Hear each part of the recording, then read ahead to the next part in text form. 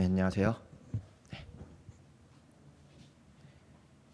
우리 전도 나가기 전에 간단히 말씀을 나누고 나가겠습니다. 제목은 순수한 복음이라고 정했는데요. 기도로 시작하겠습니다.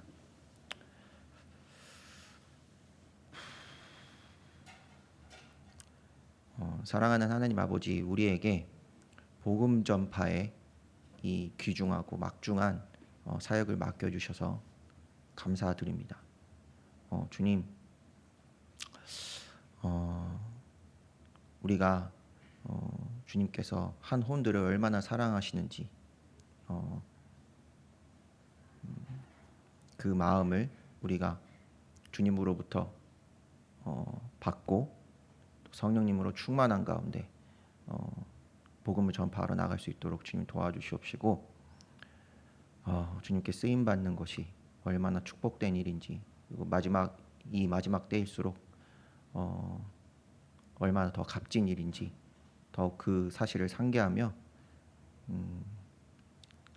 복음 전파에 더 열을 올릴 수 있도록 주님 도와주시옵소서. 말씀을 전하는 이 부족한 종을 주님께서 그 입술을 들어 사용하여 주시옵시고, 필요한 말만 제 입술을 통해 나가고 설교자는 사라지고 주님만 높임 받으시는 시간 될 수 있도록 도와주시옵소서. 우리 주 예수 그리스도의 이름으로 기도드렸습니다. 아멘. 오늘 단촐하네요. 오늘 네, 이제 오늘 제목은 순수한 복음입니다. 네. 오늘 전교인 전도 주일 설교 제목 이렇게 순수한 복음으로 정했는데요. 설교는 바로 이 말씀에서 시작합니다. 마태복음 18장 3절 말씀. 다 아시는 말씀이 되게 유명한 말씀이죠. 이르시되 진실로 내가 너에게 이르노니 너희가 회심하여 어린아이들과 같이 되지 아니하면 하늘의 왕국에 들어가지 못하리라. 다 아시죠? 많이 들어보셨죠? 친숙한 구절이라 생각합니다. 개역 성경에는 이 구절이 하늘의 왕국에 들어가지 못하리라, 개역 성경에 어떻게 나오냐면 결단코 천국에 들어가지 못하리라 이렇게 번역되었습니다. 우리 킹제임스 성경에 shall not enter into the kingdom of heaven이라고 기록되었는데, shall 용법 다 아시죠? 그래서 shall이 이제 결단코 약간 이렇게 해석을 해도 큰 무리는 없거든요. 그래서 괜찮은 해석이라고 생각은 들지만, 여튼 교리적으로 이 구절은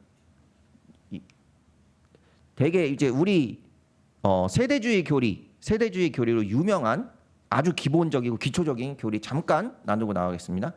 킹덤 오브 헤븐이죠. 킹덤 오브 헤븐, 하늘의 왕국. 이건 가시적인 왕국을 뜻합니다. 예수님께서 직접 통치하시는, 그러니까 나중에 임할 천년 왕국, 그것을 뜻하고, 킹덤 오브 갓, 하나님의 왕국. 제도권교에서는 하나님의 나라라고 말하는데 영적인 왕국을 말하며 하나님의 통치가 이루어지는 모든 영역, 범주가 큰 것을 말합니다. 이 기본적인 우리 세대주의 교리에 나오는 것인데, 아까 마태복음 18장 3절을 보시면 하늘의 왕국에 들어가지 못하리라, 어린아이들과 같이 되지 아니하면 이렇게 나오죠. 여기서 말하는 것은 흔히 우리 사람들이 얘기하는 어린아이들과 같이 되지 않으면 천국에 들어가지 못해, 그건 아니에요. 교리적으로 보면, 우리 세대주의 교리로 보면. 자, 이 구절의 문맥을 한번 살펴볼까요? 더 정확하게 뜻을 헤아리기 위해서. 이거 18장 3절이죠. 1절부터 5절까지 한번 보겠습니다. 같이 읽어주실래요? 이거 시작. 이르되 하늘의 왕국에서는 누가 가장 크니까? 예수님께서 어린아이 하나를 불러 그들 가운데 세우시고 이르시되 진실로 내가 너에게 이르노니 너희가 회심하여 어린아이들과 같이 되지 아니하면 하늘의 왕국에 들어가지 못하리라. 그러므로 누구든지 이 어린아이처럼 자기를 낮추는 자, 곧 그가 하늘의 왕국에서 가장 큰 자니라. 또 누구든지 내 이름으로 이런 어린아이 하나를 받아들이는 자는 나를 받아느니라. 아멘. 감사합니다. 읽어주셔서 감사합니다. 자, 보시면은 4절 5절, 그러므로 누구든지 이 어린아이처럼 자기를 낮추는 자, 요게 4절이거든요. 4절 5절에 방금 읽었던, 우리 처음에 읽었던 3절의 해석 답이 나와 있습니다. 어린아이처럼 자기를 낮추는 자가 하늘의 왕국에서 가장 큰 자이다. 어린아이처럼 자기를 낮추는 자가 하늘 왕국에서 가장 큰 자이고, 그런 자를 받아들이는 것이 곧 예수님을 받아들이는 것이라고 성경은 기록하고 있죠. 자, 몇 가지 교리적 이견은 있지만 천년 왕국에서는 우리 지금 교회 시대랑 이제 경륜이 바뀌잖아요. 그래서 믿음뿐만 아니라 행위도 필요하다고 보는 게 우리 세대주의 쪽에서는 일반적인 견해입니다. 오늘 설교는 영적 적용과 교훈에 주목해 보려고 합니다. 자, 생각해 보겠습니다. 자, 보시면은 자기를 낮추는 자는 뭐라고 생각하세요? 자기를 낮추는 자 어떤 의미라고? 보통 이제 겸손, 약간 요 정도로 생각하실 수 있겠죠. 겸손. 그러니까 하늘의 왕국은 가시적인 예수 그리스도가 직접 통치하시는 그런 왕국이기 때문에 믿음과 또 어떤 우리의 겸손, 추가적인 행위, 이런 것들이 필요하다고 교리적으로 볼 수 있습니다. 그러나 우리가 겸손이라고 생각하는 이 관념 있죠. 미덕으로서의 겸손, 이 관념과 아이들의 겸손, 잘 생각해 보셔야 돼요. 겸손이라고 생각하는 그 미덕과 아이들의 겸손, 뭔가 일치하시나요? 아니, 다시 생각해 보면 그냥 겸손의 미덕을 지닌 아이들 자체를 보신 적이 있으신가요? 없죠. 아이들 겸손한가요? 아, 믿음이, 네, 이거 믿음이 좀 말씀 나누겠습니다. 좀 이따가. 그러니까요, 생각을 해봤어요. 그냥 어린아이처럼 스스로 낮추고, 그러니까 즉 겸손하면 하늘의 왕국에 들어가고 가장 큰 자가 되는구나. 이 하늘의 왕국이 천국 아니라고 그랬죠.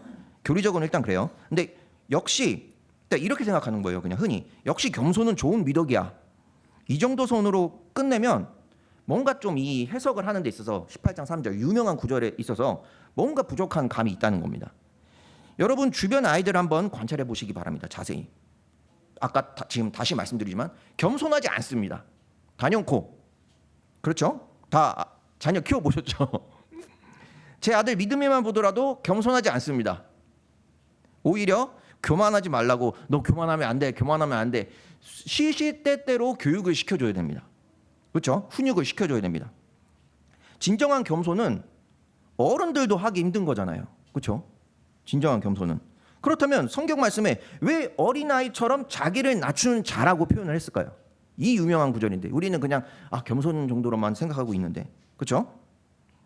근데 이거를 약간 이 속된 말로 햄버거식 구조라고 하거든요. 수미 쌍관 구조라고 하나? 제가 까먹었는데 햄버거 구조, 약간 이렇게 더 큰 문맥에서 한번 살펴보면 예수님께서 줄곧 하늘의 왕국에 대해 제자들에게 말씀하시고 계신 구절이에요. 마태복음 17장 18장 이 구절을 보시면 하늘의 왕국 제자들에게, 그러니까 다시 말해 하늘의 왕국이란 더 큰 맥락 안에서 본절을 해석하는 것이 더 정확하고 날카롭게 해석을 할 수 있다는 거죠. 자, 먼저 그럼 자신을 낮춘다, 이게 정확히 무슨 표현일까? 한번 성경의 용례 한번 살펴보겠습니다. 성경에 총 7구절 나오거든요. 자신을 낮춘다. 첫 구절은 출애굽기 10장 3절입니다. 성경 해석할 때, 해석학 법칙 때 맨 먼저 나오는 구절, 용례로 맨 먼저 나오는 구절이 많이 더 우리가 참고할 수 있는 구절이다. 이거 목사님 전에 얘기하셨죠? 기본입니다. 이거 출애굽기 10장 3절. 모세와 아론이 파라오에게 들어가 그에게 이르되 주 히브리 사람들의 하나님이 이같이 말하노라. 네가 어느 때까지 내 앞에서 네 자신을 낮추기를 거부하려느냐. 그렇죠? 모세와 아론이 파라오에게 얘기하는 거예요.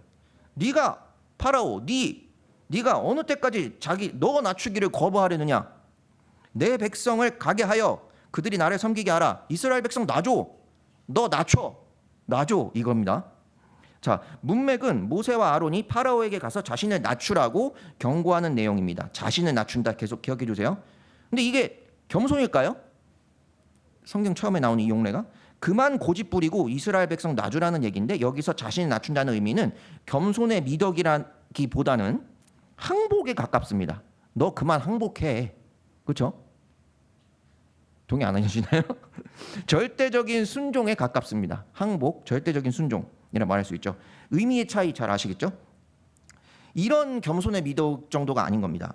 저는 그냥 흔히 우리 말하잖아요. 저는 조력자일 뿐입니다. 제가 한 것은 아무것도 없습니다. 이런 겸손, 이런 뉘앙스 정도가 이런 뉘앙스 정도의 자기 낮춤이 아니라 완전히 하나님 앞에서 납작 엎드림을 의미하는 것입니다. 자기를 낮추는 성경에서 의미가. 자, 시간상 다른 6구절 전부 살펴볼 수 없고 아까 7구절을 말했는데 한 구절만 더 살펴보겠습니다. 시편 113편 6절. 이거 읽어 주실래요? 시작. 네, 감사합니다. 아멘. 자신을 낮추신 게 하나님이세요. 하나님이 자신을 낮추사 하늘과 땅에 있는 이들을 살피시고, 전 구절과 연결시켜 의미를 헤아려 보면 5절과 보면은 높은 곳에 계신 하나님께서, 이 5절에는 높은 곳에 계신 하나님이라는 표현이 나오거든요. 그분이 겸손의 미덕을 보이신 게 아니에요. 우리의 그 미덕 정도가 아니라 스스로를 자신의 성품과 속성에 제한시키신 것입니다. 스스로를. 세상에서 가장 자유로우신 분이 나는 스스로 있는 자이다 라고 말하시는 그 자유로우신 분이 자신의 말에 스스로 복종하신 것입니다.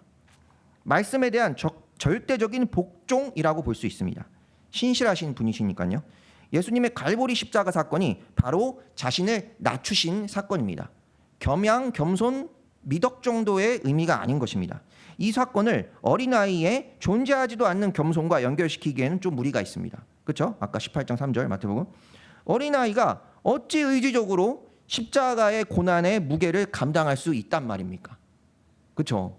겸손이라고 볼 수 없습니다. 어린아이에. 무엇보다 저는 마태복음 18장 3절에 대상이 생략되었다고 생각합니다. 다시 한번 볼게요. 18장 3절 마태복음 처음에 말한 거. 너의 기로는 너희가 회심하여 어린아이들과 같이 되지 아니하면 하늘의 왕국에 들어가지 못하리라. 이거 대상이 생략되었다고 생각해요. 누구나 다 아는 사실이지만 굳이 기록하지 않아도 알 수 있는 어떤 단어가 생략된 것처럼 말이죠.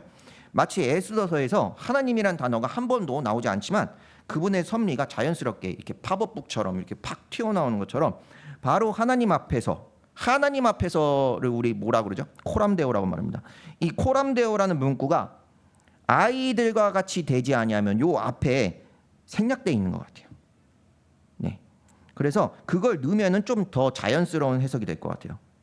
자, 아이처럼 자기를 낮추는 자. 다시 말하면 사람들 앞에서 상대적으로 자신을 낮추는 그런 태도가 아니라 하나님의 모든 말씀 앞에서 자기를 낮추는 자. 그 말씀을 있는 그대로 믿고 반응하는 자.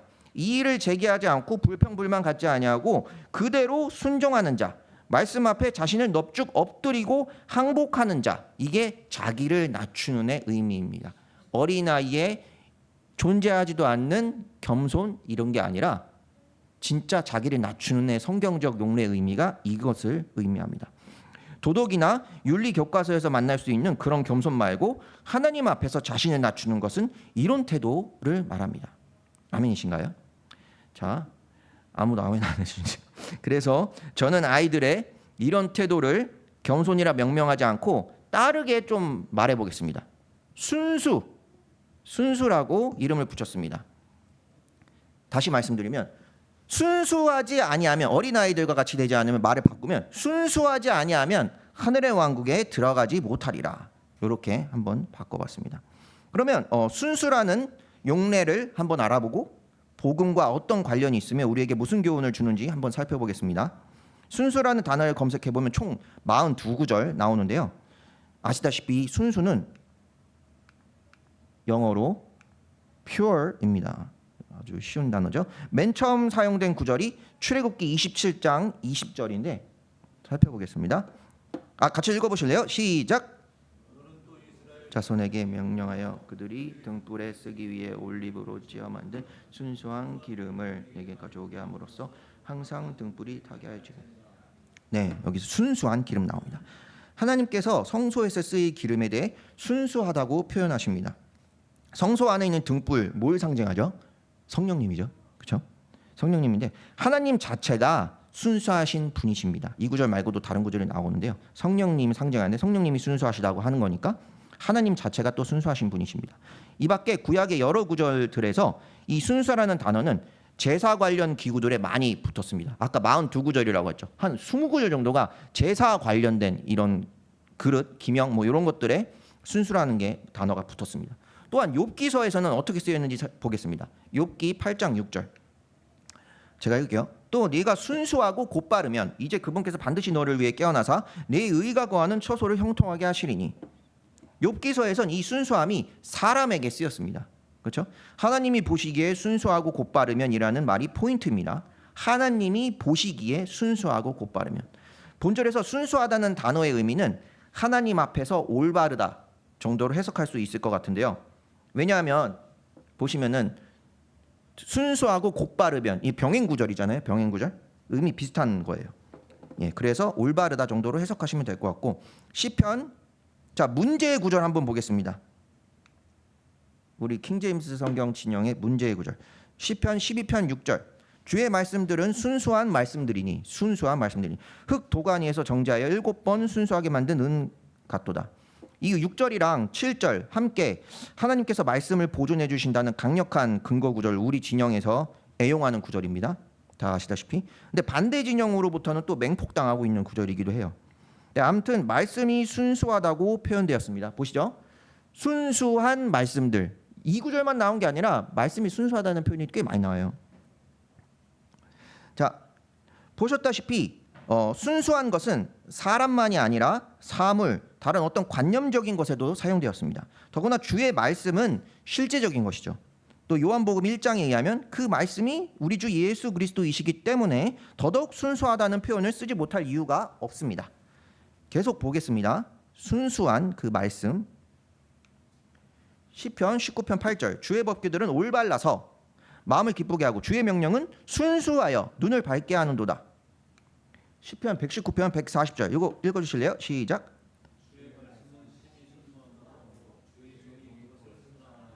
네, 주의 말씀은 심히 순수하대요. 그냥 순수한 것도 아니고 심히 순수하대요. 잠언 30장 5절 하나님의 모든 말씀은 순수하며 모든 말씀이 순수하대요. 그분은 자신을 신뢰하는 자들에게 방패가 되시느니라. 지금 하나님께서 말씀을 보존하심에 대해 변증할 시간은 없습니다. 하지만 확실한 것은 말씀을 통해 하나님의 말씀은 순수하다는 것 확인하셨죠? 그분의 모든 말씀이 순수하다는 것 우리가 전파하는 복음 또한 하나님의 말씀들 중 핵심 중에 핵심이며 심히 순수하다는 것이 오늘 성경의 포인트, 오늘 설교의 포인트입니다. 자, 계속 살펴보겠습니다. 마태복음 5장 8절 마음이 순수한 자들은 복이 있나니 그들이 하나님을 볼 것이기 때문이요. 디모데전서 1장 5절 이제 명령의 목적은 순수한 마음과 선한 양심과 거짓 없는 믿음에서 나오는 사랑이거늘. 아까 마태복음 5장 8절과 이 구절 마음이 순수하다고 성경은 기록하고 있죠. 또 뭐가 순수하다고 말하는지 볼까요? 디모데전서 3장 9절 순수한 양심 속에 믿음의 신비를 간직한 자라야 할지니라. 양심을 말하고 있네요. 디모데후서 1장 3절 내가 밤낮으로 기도하는 가운데 끊임없이 너를 기억함으로 내 선조들 때부터 내가 순수한 양심으로 섬기는 하나님께 감사를 드리고 이번에도 양심 말하고 있습니다. 자, 양심이 순수하다고 성경은 기록하고 있으며 야고보서 3장 17절 그러나 위로부터 난 지혜는 이것도 되게 중요해요. 첫째 순수하고 우선순위가 있습니다. 첫째 순수하고 다음으로 화평하며 부드럽고 간청을 잘 들어주며 긍휼과 선한 열매로 가득하고 차별이 없고 위선이 없나니. 너무 좋은 말 많이 나오죠. 좋은 단어 많이 나오는데 위로부터 난 지혜 첫째가 순수하대요. 순수하다는 이 가치가 단어의 가치가 이만큼 중요한 겁니다. 고린도후서 6장 6절 어떻게 맨 먼저 나오죠? 순수함과 지식과 오래 참은 것. 지식보다도 먼저, 오래 참음보다 먼저, 친절함보다도 먼저, 성령님과 거짓 없는 사랑보다도 먼저, 순수. 물론 모든 구절이 이렇게 통용되는 건 아니지만, 자, 순수가 이렇게 첫 번째로 언급될 만큼 중요한 거라고 성령님께서 말씀하시는 것입니다. 자, 아쉽게도 모든 구절을 다 살펴보진 못했지만 정리를 하자면 순수라는 단어는 하나님께도 그분의 말씀에도 사람에게도 쓰이고 또한 사람의 마음과 생각, 양심, 어떤 물건, 대상에도 쓰인 것을 다 확인하셨습니다. 이렇게 하나님께서 귀하게 여기시는 모습이 바로 순수함이라고 우리는 단언할 수 있겠는데요. 그런데 우리는 순수함에 대해 조금 오해하고 있는 면이 있는 것 같습니다. 자, 복음 전파할 때 우리 이런 말 자주 흔히 하는 것 같습니다. 아이처럼 믿으면 돼. 그냥 아이처럼 믿으면 돼. 그냥 받아들이면 돼. 라고 조언을 하고 그렇게 복음을 전합니다. 저 또한 그렇게 해왔습니다. 그런데 묵상을 하다가 이런 생각을 해보게 되었습니다. 확실히 구원은 단지 하나님의 은혜로 믿음을 통해 인간적인 시각에서 쉽게 받을 수 있는 건데, 나는 과연 복음을 마주하게 된 사람들에게 어떤 의미로 순수한 복음을 제시하고 있으며 그들에게 어떤 의미로 순수한 마음을 가지라고 얘기해 왔던 것일까? 이런 이런 의문이 들었습니다. 결론은 이거였습니다. 자, 순수함과 순진함은 다르다입니다. 순수함과 순진함은 다르다. 자, 서두에 다뤘던 맨 처음에 다뤘던 마태복음 18장 3절은 아이들의 순진함에 대해 얘기한 게 아닙니다. 순진함과 순수함은 다릅니다. 18장 3절은 순진함, 아이들이 순진하니까 이렇게 쉽게 믿는 거야, 그게 아니라 순수함에 대해 얘기하신 것입니다. 우리가 말하는 또 순수와 성경이 이렇게 정의하는 순수가 좀 다르죠. 순수함이라는 단어가 표현된 모든 구절을 살펴보더라도 성경은 절대 순진함을 순수함이라고 정의 내리고 있지 않습니다. 오히려 순진함에 대한 성경의 용례는 따로 있는데, 로마서 16장 18, 19절 같이 읽을게요. 시작. 우리 주 예수 그리스도를 섬기지 아니하고 자기 배를 섬기며 좋은 말과 빼어난 말솜씨로 순진한 자들의 마음을 속이느니라. 너희의 순종이 모든 사람에게 알려졌으므로 내가 너희로 인해 기뻐하노라. 그러나 너희가 선한 것에 대해서는 지혜롭고 악에 관해서는 순진하기를 내가 여전히 원하노라. 이것도 너무 유명한 구절이죠. 참고로 이거 19절에서는 개역 성경이 악한 데에 미련하기를 원하노라, 이렇게 번역을 했습니다. 자, 해석해 보면 순진함의 의미는 18절에서 순진한 자들, 18절에 더 심플이라고 하는 18절에서의 의미는 영적 분별력이 없거나 무지하고 악에 관해서 무지함, 영적 분별력이 없고 무지함을 뜻하고, 19절에서 말하는 악에 관해서는 순진하기를 원하노라. 여기 19절에서는 좀 긍정적인 의미로 쓰였어요. 여기서 뭐냐면 복잡하게 생각하지 말고 그냥 주님이 하라고 하시면 단순하게 악을 쳐내, 약간 이런 의미입니다. 긍정적인 의미예요. 19절에서는. 자, 성경에 악은 모양이라도 버리라, 그렇게 기록되었잖아요. 그렇죠? 요거 저 아시죠?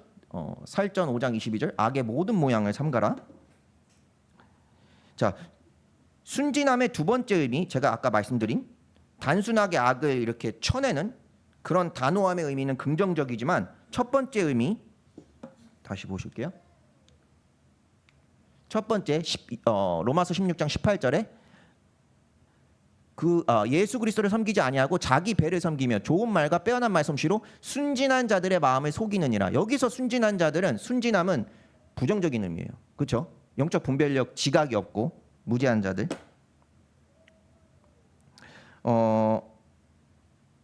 아이들은 대부분 순수한 게 아닙니다. 성경적인 의미에서 순수랑 순진 다르다고 했죠.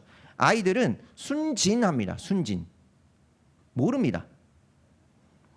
근데 순진하다고 해서 아이들에게 그렇다고 순수한 면을 찾아낼 수 없는 것이냐? 그것도 아니에요. 왜냐하면 아이들의 자기를 낮추는 그런 면모를 보시고 하늘의 왕국에 들어갈 수 있다고 얘기를 하시잖아요. 그렇기 때문에 순수한 면을 찾을 수 있는데, 그게 무엇이냐면 서두에도 말씀드렸다시피 하나님께서도 공유하시는 속성입니다. 뭐냐면 순진함의 부정적인 의미와 정반대로 영적인 분별력을 어느 정도 갖춘 가운데 악에 대해 전혀 무지하지 아니하고 순수한 하나님의 그 순수한 말씀에 있는 그대로 믿고 반응하고 순종하는 것입니다. 그게 순수입니다. 자, 쉽게 말씀드리면 어린아이가 일찍 예수님을 개인의 구주로 받아들이는 것은, 이게 혼란이 있으시면 안 될 것 같아요. 순진해서가 아니라 일찍 어린애들이 복음을 받아들이는 게 그 애가 순진해서 받아들이는 게 아니라 순수해서 받아들이는 것입니다. 순수해서. 이해 가시나요? 좀 차이가 느껴지시나요? 자, 세상 사람들은 우리 그리스도인에 대해 이렇게 종종 평가하곤 합니다. 순진하기는, 그냥 우리 그리스도인들에게 순진해. 그러니까 교회에 나가서 이렇게 목사님 흉보는 거 아닙니다. 목사에게 돈이나 뜯기고 갈취당하고 시간도 뺏겨가며 놀러 다니지도 못하고, 지금 날씨도 너무 좋은데 저렇게 사서 고생하며 갈매 지역 전도를 하러 다니고 해외 선교를 하러 다니고 놀러 가야 되는데 봉사하고 헌신하고 그러는 거 아니겠어? 인생 낭비야. 인생 짧은데 즐기며 살아야지. 이렇게 그리스도인들 순진하다고 표현을 합니다. 세상 사람들. 근데 과연 그럴까요? 우린 시간과 돈에 대한 가치를 몰라서 또 무지하거나 순진해서 이렇게 사는 게 아닙니다. 오히려 시간과 돈에 대한 가치를 잘 알고 악한 사탄 마귀가 사람들의 영과 혼과 몸을 어떻게 갈취하고 멸망시키는지 그 영적 메커니즘을 분별하기에, 그리고 성경이 우리에게 삶의 우선순위를 명확하게 설명해 주었기에 세상 사람들의 동정어린 시선이나 비판, 저주정에도 불구하고 우린 우리 믿음대로 순진함이 아니라 순수하게 잘 살고 있는 것입니다. 그런 의미에서 우린 순진한 게 아니라 오히려 영적 분별력이 있는 것이고 순수한 말씀에 대한 올바른 태도와 반응을 하는 것입니다. 순수한 것입니다. 그렇기에 우리가 복음을 전파할 때도 전도 대상자들에게 이게 어감상 차이가 있는 것 같아요. 순진함을 요구하는 게 아니라 순수함을 요구하고 바라는 것이 더욱 바람직하고 합당한 것 같습니다. 자, 말씀 맺겠습니다. 세상 사람들이 보기에는 순진해 보이지만 하나님께서 보시기엔 우린 몹시 지혜롭고 세상에서 가장 순수한 그분의 특별한 백성들입니다. 성경에 아까도 오전에 기도할 때 이렇게 했죠. peculiar people이라고. 특별한 백성들입니다. 특별한 선택된. 순진함은 지혜와 어울리지 않습니다. 순진이라는 단어는 지혜랑 하나님의 지혜와 어울리지 않습니다. 성경에 지혜라는 단어도 부정적인 의미로 쓰인 구절도 있거든요. 근데 하나님의 지혜와 순진함은 어울리지 않습니다. 그렇지만 순수함은 하나님의 지혜와 어울립니다. 자신감을 가지시고 아무쪼록 오늘 전도도 담대하고 순수하게 세상과 타협하지 아니하고 복음을 선포하시기 바랍니다. 오히려 정말로 순진한 세상 사람들이 그 혼들을 이겨오고 얻어오는 귀중한 시간이 되길 소망합니다. 기도하시겠습니다.